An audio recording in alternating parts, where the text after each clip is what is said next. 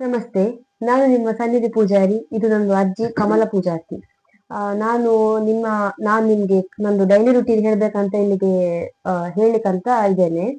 ಆ, ನಂದು ಫಸ್ಟ್ ಎಂತಂದ್ರೆ ನಾನು ಬೆಳಿಗ್ಗೆ 4 ಗಂಟೆಗೆ ಹೇಳ್ತೇನೆ.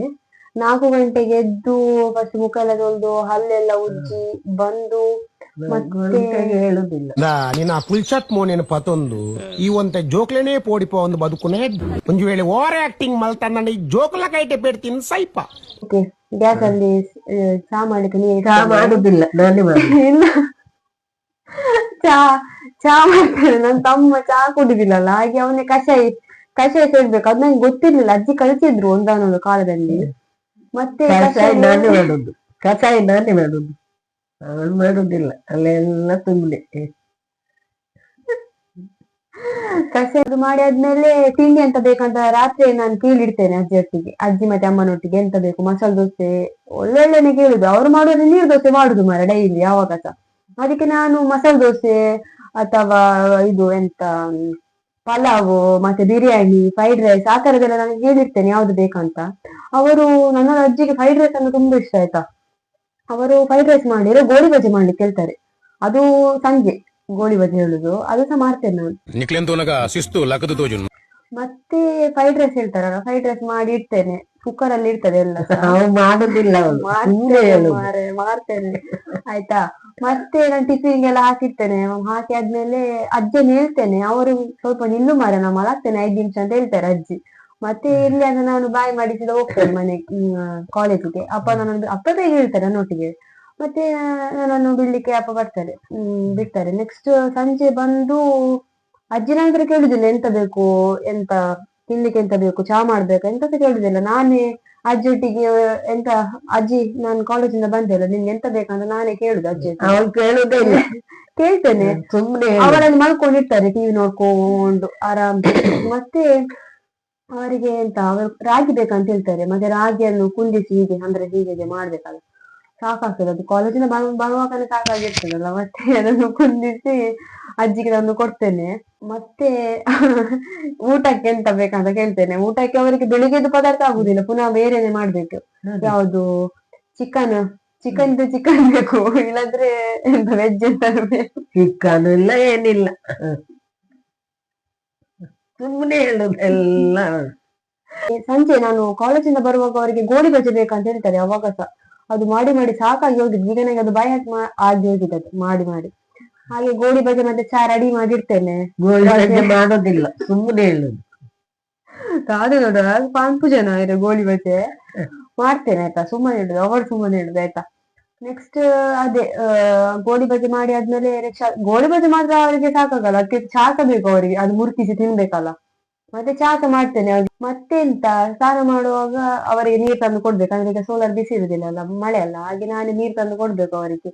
ನೀರ್ ತಂದು ಕೊಟ್ಟಾಗ ಅದಕ್ಕೆ ಚಪ್ಪೆ ಸಹ ಕೂಟಿಸಿ ನಾನೇ ಕೊಡ್ಬೇಕು ಅವರಿಗೆ. ಎಲ್ಲ ಸುಮ್ಮನೆ ಹೇಳುದು.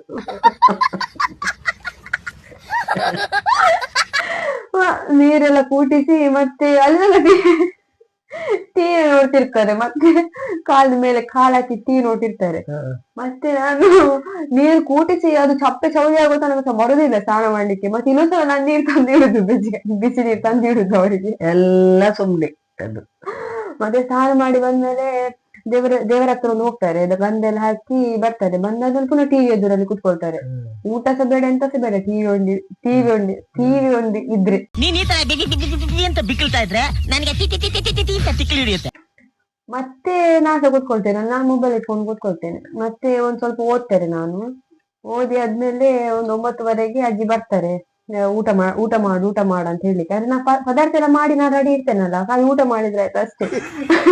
ಪದಾರ್ಥ ಎಲ್ಲ ನಾನೇ ಮಾಡುದು, ಅವಳಲ್ಲ. ಮತ್ತೆ ಅದೇ ಎಲ್ಲ ಆದ್ಮೇಲೆ ನೆಕ್ಸ್ಟ್ ನಾನು 10 ಗಂಟೆಗೆ ಮಲಗ್ತೇನೆ ಯಾವಾಗ ಸಹ. ಅಂದ್ರೆ ನಂದು 9 ಗಂಟೆಗೆ ನಾನೇ ಪದಾರ್ಥ ಮಾಡಿ ಆಗ ನಾನು ಊಟ ಮಾಡ್ತೇನೆ, ಸ್ಟಾರ್ಟ್ ಮಾಡ್ತೇನೆ. ಇವರೆಲ್ಲ ಟಿವಿ ನೋಡ್ತಿರ್ತಾರಲ್ಲ, ಇವರು ಮತ್ತೆ ಅಮ್ಮ.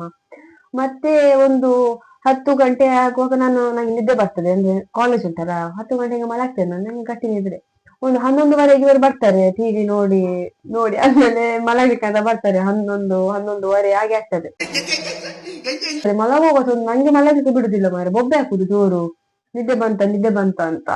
ಮತ್ತೆ ಸುಮ್ಮನೆ ಅದೆಲ್ಲ ಸುಮ್ಮನೆ. ನಾನು 10 ಗಂಟೆಗೆ ನಾನು ಮಲಗುದು, ಅವಳು ಮಲಗುದಿಲ್ಲ. ನಾನ್ ಸತ್ಯ ಹೇಳುದು ಆಯ್ತಾ. ಮಲಗಾದ್ಮೇಲೆ ಮತ್ತೆ ನಿದ್ದೆ ಆದ್ಮೇಲೆ ಸ್ವಲ್ಪ ನಂಗೆ ಎಚ್ಚರಿಕೆ ಆಗ್ತದೆ.